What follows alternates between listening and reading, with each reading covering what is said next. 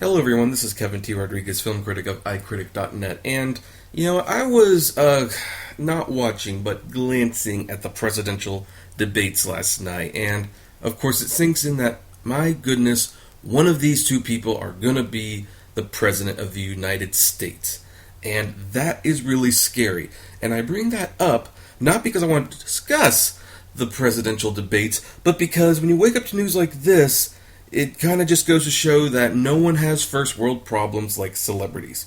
So, according to an article on Variety, California has passed a law that requires the removal of an actor age by database sites by request.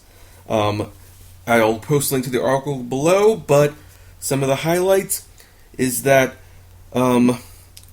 Majority Leader Ian Calderon, I think that's his name, who's a Democrat from Whittier, said, subscribers should have control over whether their age and date of birth are posted on subscription websites used for employment purposes.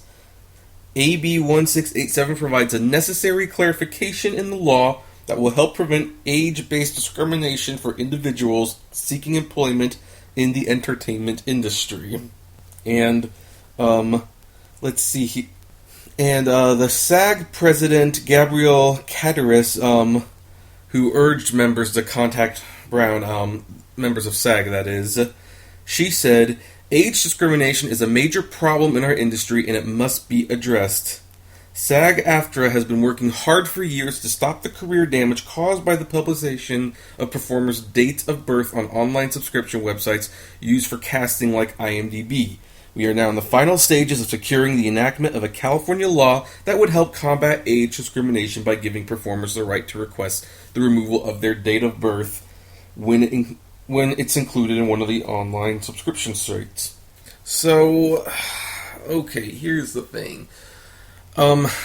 Actors. I'm not going to say age discrimination isn't a thing in Hollywood. I mean, it clearly is. It of course does kind of stink when a man can make action movies all the way up until he's 70, and then a woman tends to peter out when she's 40. I remember when Charlie's Angels Full Throttle came out, and Demi Moore was in the movie, and people commented, wow, she's great, look at how great she looks, and she's 40, which is like 100 in Hollywood years. So, I do believe that age discrimination is a problem. However, I don't think it's the age that the Hollywood producers are discriminating against so much as how they look. Because here's the thing, you can cover up your age on IMDb all you want, but all the producer has to do is look at you, or the director has to look at you, whoever's casting you, all they have to do is look at you and decide whether or not you are the proper look for the part, whether they want you to look the way you do, and if not, whether or not makeup can cover up some of the flaws.